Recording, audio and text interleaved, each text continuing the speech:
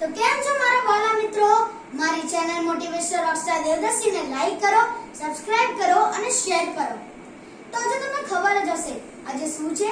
આજે છે રક્ષાબંધન, એટલે ભાઈ બહેનના અટૂટ પ્રેમનો એક તહેવાર.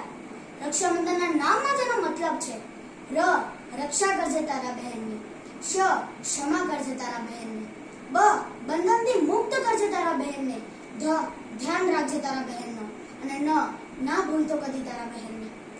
તો શું છે રક્ષાબંધનનો પાછળનો ઇતિહાસ? આપણે કેમ બનાવીએ છીએ રક્ષાબંધન? તો આવો હું તમને એક કહાની સંભળાવું. બહુ જ સમય પહેલાની વાત છે. શ્રી કૃષ્ણના મહેલમાં એક દાસી કામ કરતી હતી, જેનું નામ હતું શ્રુતદેવી. એને શિશુપાલ નામનો એક વિચિત્ર બાળક પેદા થયો. એના હારે બ્રહ્માજીનો વરદાન પણ હતો કે જે એને સુંદર બનાવશે એ જ એનો વધ કરશે. તો એક દિવસ શ્રી કૃષ્ણ ફરતા ફરતા એના ઘરે પહોંચ્યા અને એમને હાથમાં લીધો ત્યારે એમને જોયું કે અતિ સુંદર બની ગયો.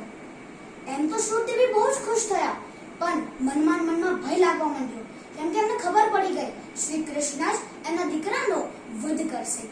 પણ જ્યારે આ વાત શ્રી કૃષ્ણને ખબર પડી તો એ એમના પાસે ગયા અને કીધું, હું તમને વચન આપું છું કે જ્યાં લગી શિશુપાલ 100 અપમાન કરશે ત્યાં લગી હું માફ કરીશ, પણ 101 અપમાન ઉપર હું એનો મસ્ત કરી દઈશ અને એનો વધ કરી દઈશ. તો જ્યારે એ મોટો થઈને રાજા બન્યો, એક દિવસ એને દરબારમાં શ્રી કૃષ્ણનો અપમાન કર્યો અને ભૂલી ગયો હતો કે એને 100 પાપની સમાપ્તિ કરી દીધી છે અને 101 પાપ કર્યો છે. ત્યારે જ એ ક્ષણે શ્રી કૃષ્ણએ સુદર્શન ચક્ર લઈને એનો વધ કરી દીધો. જ્યારે પરોપકારમાં એમનો વધ કર્યો ત્યારે એમના આંગળીમાંથી રક્ત વહેતો હતો. એમની બધી દાસીઓ એક કપડા માટે શોધવા લાગી, પણ બિના વિચારીએ શ્રી દ્રૌપદીએ એમનો સાડીનો છેડો કાપીને એના આંગળીમાં બાંધી દીધો.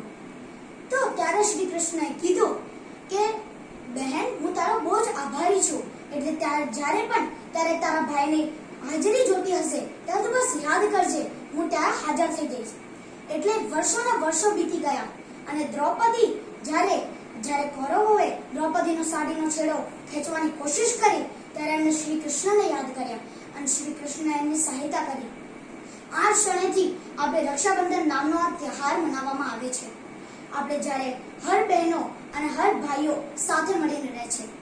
બહેનો રાખી બાંધીને અને ભાઈઓ એમને શપથ કરે છે કે હું તમારી હંમેશા રક્ષા કરીશ. તો તમને બધાને આ પવિત્ર પર્વ ઉપર તમને બધાને હું આની હાર્દિક શુભકામના આપું છું. હેપી રક્ષાબંધન. Thank you.